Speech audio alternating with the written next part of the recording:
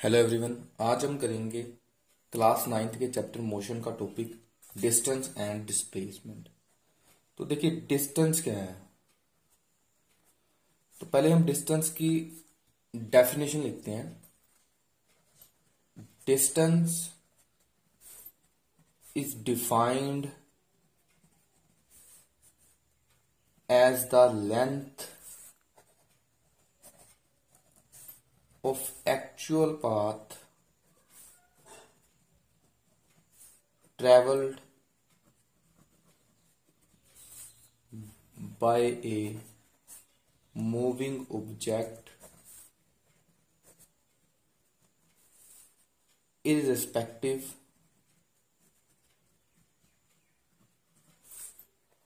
of the direction।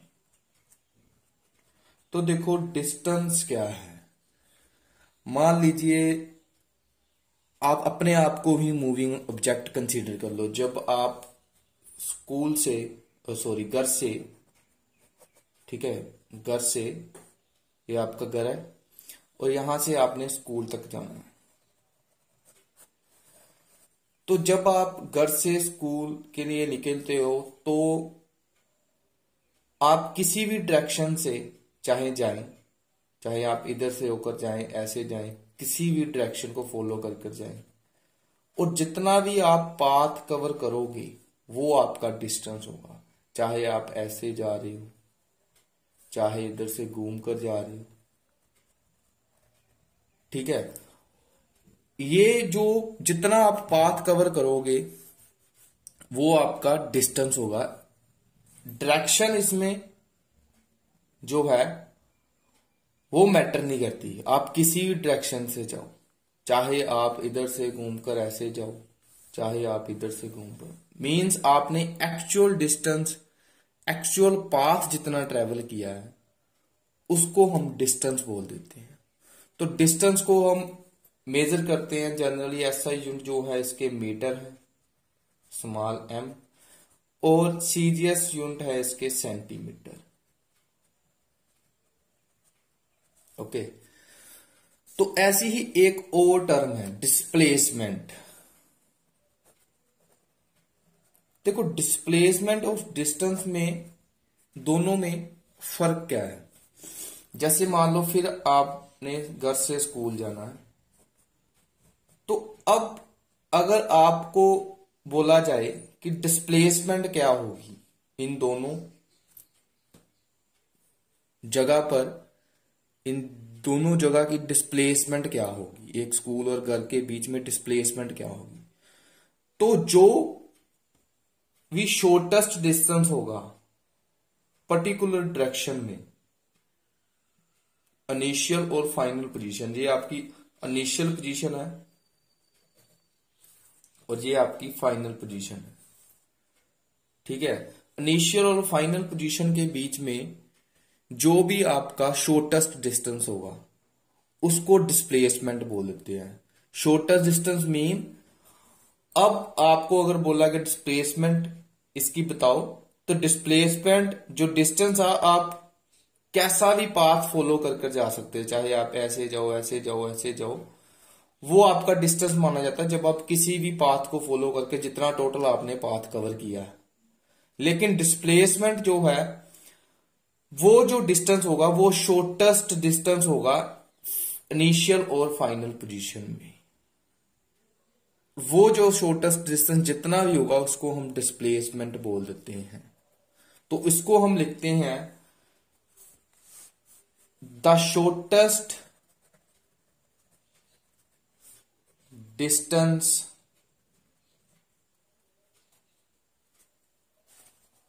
measured from the initial position to the final position of an object is called displacement। कहते जो shortest distance होगा object की initial और final position में, उसको हम डिस्प्लेसमेंट बोलेंगे। देखो डिस्टेंस में ऐसा नहीं था, डिस्टेंस में जैसे आपने मान लो दिल्ली से बॉम्बे जाना है, ठीक है, दिल्ली से बॉम्बे जाना, तो आप जिस मर्जी रास्ते से जाएं वो आपका डिस्टेंस होगा। जब आप सबसे शॉर्टेस्ट डिस्टेंस से जाएंगे एक पर्टिकुलर डायरेक्शन में, तो वो जो होगा वो डिस्प्लेसमेंट मानी जाएगी। ऐसे इस केस में है, जब आपने किसी भी रास्ते को फॉलो कर पाथ कवर कर स्कूल तक पहुंच के वो डिस्टेंस, और जब आपने बिल्कुल शॉर्टेस्ट पाथ कवर किया एक पर्टिकुलर डायरेक्शन में, एक पर्टिकुलर डायरेक्शन है, तो तब जो वो डिस्टेंस होगा वो डिस्प्लेसमेंट मानी जाएगी। अब इन दोनों में हमने डिस्टेंस और डिफरेंस देखना है। तो सबसे पहला पॉइंट जो है डिस्टेंस और डिस्प्लेसमेंट में आपका डेफिनेशन वाला ही आ जाएगा। पहले पॉइंट में जो आएगा आपका डेफिनेशन में, जो आपने एक्चुअल पाथ ट्रेवल किया है, वो मींस कि जो आप डिस्टेंस ट्रेवल करते समय एक्चुअल पाथ कवर करते हैं, एक्चुअल पाथ ट्रांसवर्ट करते हैं, वो डिस्टेंस होता है। और इधर shortest distance between initial and final position. ये तो आपका पहला पॉइंट कवर हो गया। अब सेकंड पॉइंट में देखो, कहते हैं डिस्टेंस जो है वो हमेशा पॉजिटिव होता है, और दूसरी तरफ डिस्प्लेसमेंट जो है वो पॉजिटिव, नेगेटिव और जीरो हो सकती है।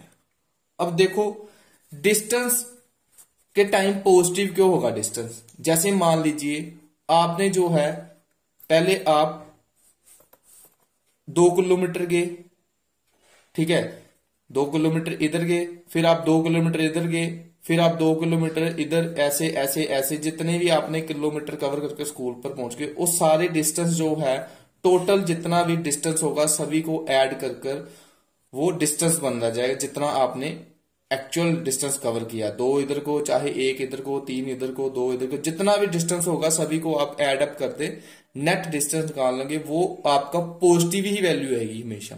लेकिन मान लीजिए डिस्प्लेसमेंट जो आपने करनी है, ये आपकी इनिशियल पोजीशन, ये आपकी फाइनल पोजीशन।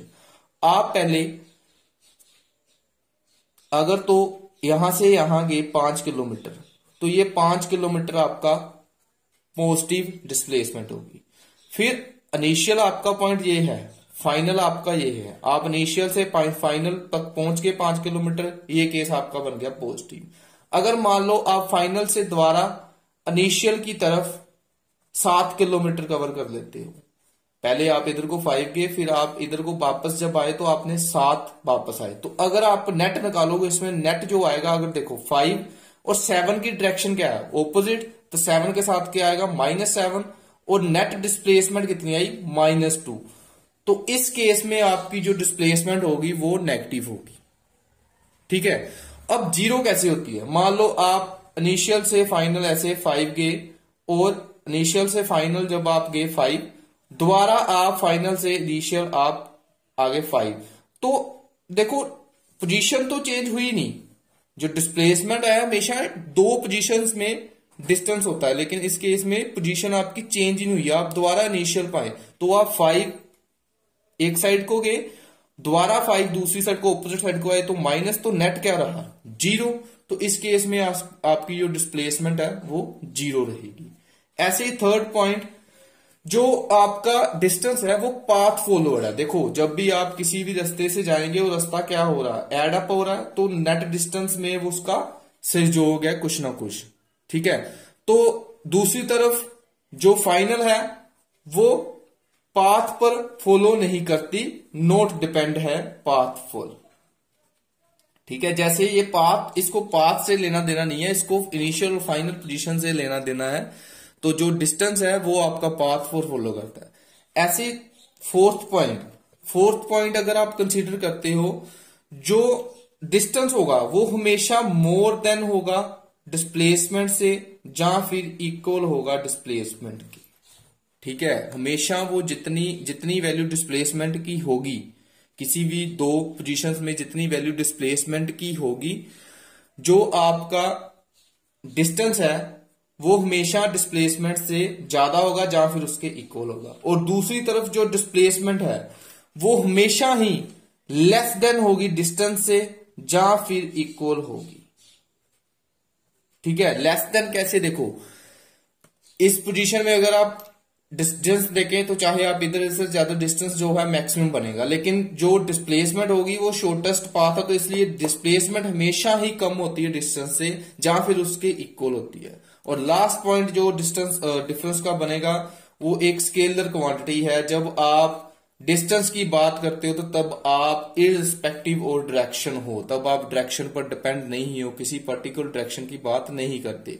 बट जब आप दूसरी तरफ डिस्कस करते हो डिस्प्लेसमेंट, तो आप शॉर्टेस्ट पाथ एक पर्टिकुलर डायरेक्शन में करते हो तो वो एक वेक्टर क्वांटिटी मानी जाती है। जो आपका डिस्टेंस है वो स्केलर है और जो डिस्प्लेसमेंट है वो आपकी एक वेक्टर क्वांटिटी मानी जाएगी।